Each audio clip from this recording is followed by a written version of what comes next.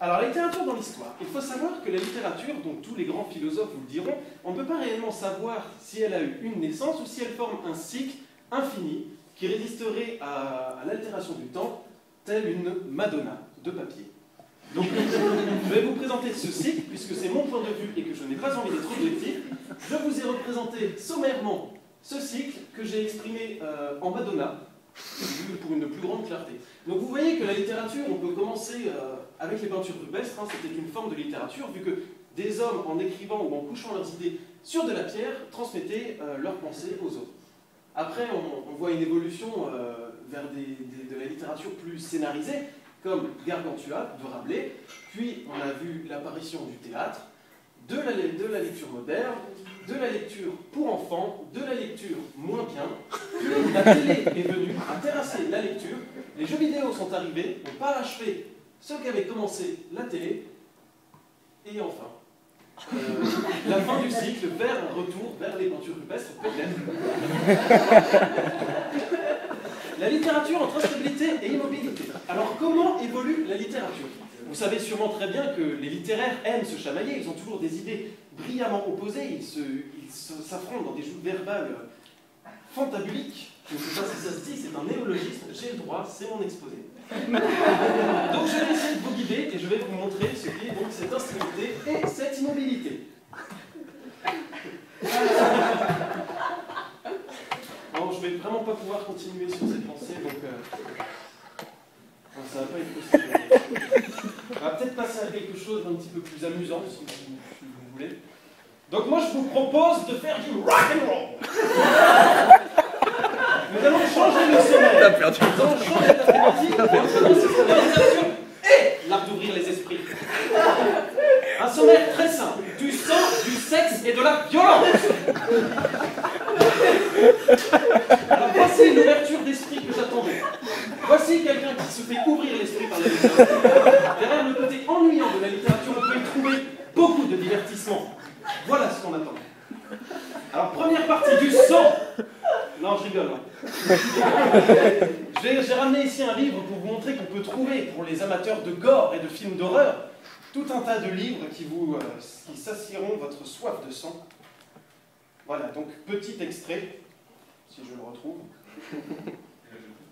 Je l'ai retrouvé. Voilà. Donc, à propos d'un écorcheur. Ou bien il racle la peau à l'aide d'une lame ou d'un acide. La viande qui recouvre les corps, le derme, ensuite la peau profonde. Les tendons et les ligaments qui débouillantent et creusent jusqu'à l'os. Le visage aussi. Les yeux qu'il prélève avant de coudre les paupières. Les pommettes qu'il râpe et qu'il ponce en gommant les rides et les désagréments des traits. Vous voyez, on peut trouver des choses fantastiques dans les... Deuxième partie. Du sexe. Parce que ces personnes ont l'air d'avoir l'esprit fermé. Il en redemande. Même dans les livres, on peut trouver des choses coquines, cochonnes et grivoises. J'ai bien entendu des preuves à l'appui de ce merveilleux livre, Passion à Bornéo, trouvé dans le train. Donc, c'est Rose qui parle à je ne sais plus qui, appelons-le Alfonso. Pas tout de suite, je te désire trop. Laisse-moi prendre mon temps. Rose sourit, grisée de sentir qu'elle avait un tel pouvoir sur lui.